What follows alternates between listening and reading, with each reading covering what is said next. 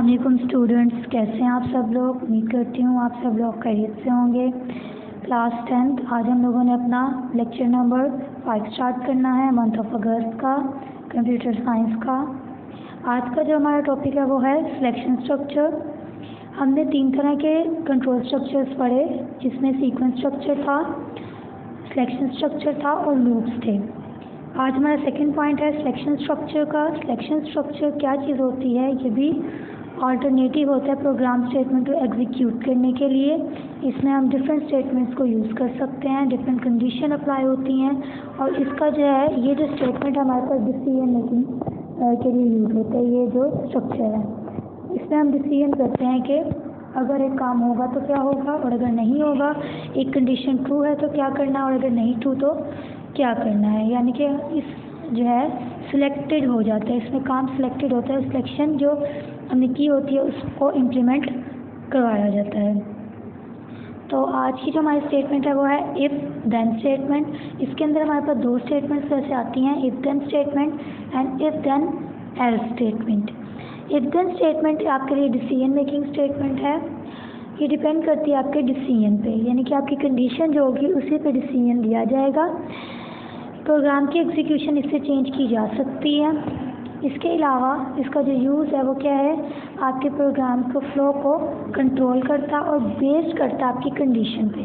Condition true होगी तो क्या हम लोगों ने काम को परफॉर्म करना और अगर फॉल्स होगी तो क्या चीज़ परफॉर्म होगी, यानी कि आपको जो है एग्जीक्यूशन के बाद आंसर क्या मिलेगा।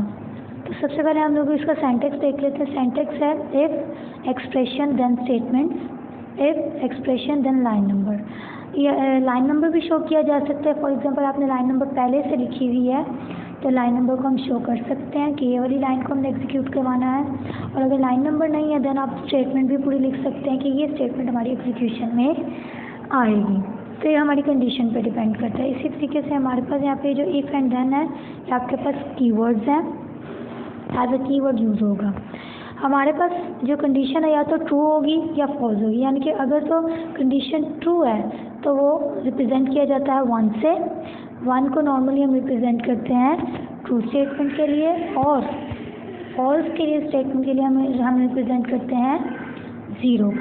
ये 2 स्टेटमेंट हम रिप्रेजेंट करते हैं, 0 को जो है वो फॉल्स के लिए और 1 को ट्रू के लिए।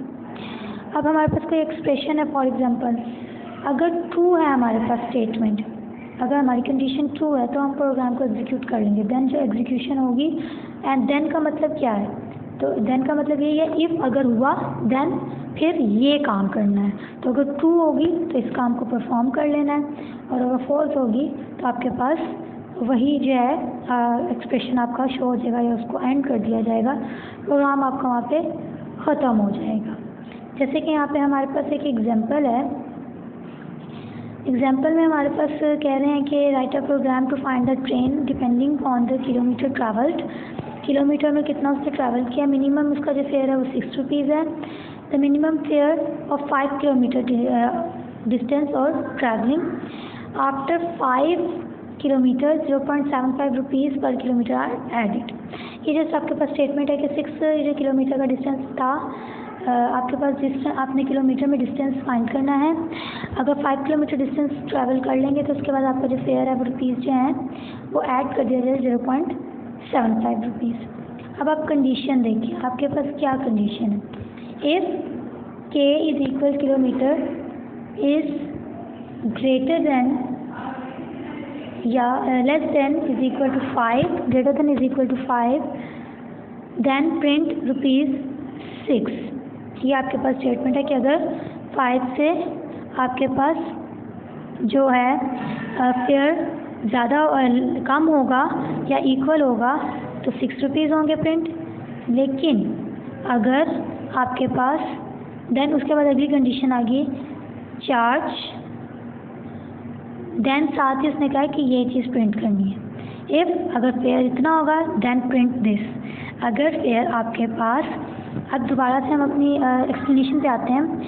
अगर आपके पास लाइन नंबर आप 20 को गौर से देखें, वो क्या कह रहा है कि अगर आपके पास के यानी कि किलोमीटर कम हो या इक्वल टू 5 हो, देन आपने प्रिंट करना है 6। ये आपकी कंडीशन पूरी हो गई, यही आपकी कंडीशन थी, इसी को आपने फॉलो करना है कि अगर इतना होगा देन ये प्रिंट करना है, और अगर नहीं होगा तो उसको छोड़ देना है, देन आपके पास एंड हो जाएगा, आपको एग्जीक्यूशन उसकी नहीं हो पाएगी। इसी तरीके से वो क्या कह रहा है कि आपके पास अगर लाइन नंबर 20 को देखा जाए, charge fare 6 is equal to this one. अगर 5 से ज़्यादा हो जाए फिर क्या करना है, फिर उसके लिए कंडीशन ये है कि जो उसने बताया हुआ है कि लाइन नंबर 30 एंड 40, तो फिर आपने ये फॉर्मूला अप्लाई करके उसको चार्ज करना है उसका फेयर। तो ये हमारा इफ देन स्टेटमेंट कि अगर आपने इतना किलोमीटर कवर किया है देन ये एग्जीक्यूट होगा, अगर फॉर एग्जांपल अगर नहीं इतना है तो फिर क्या करना है, फिर फॉर्मूला अप्लाई करके अगली एग्जीक्यूशन करनी है। तो ये थी हमारी इफ देन स्टेटमेंट। ये था क्लास हमारा आज का लेक्चर। उम्मीद करती हूँ आपको अच्छे से समझ आ गया होगा। अगर किसी चीज़ की समझ नहीं आई तो वीडियो को दोबारा देखें ताकि आपको समझ आ जाए। नेक्स्ट जो हमारा लेक्चर होगा वो होगा इफ देन एल्स स्टेटमेंट के बारे में, नेक्स्ट स्टेटमेंट के बारे में। थैंक यू, अल्लाह हाफिज़, टेक केयर।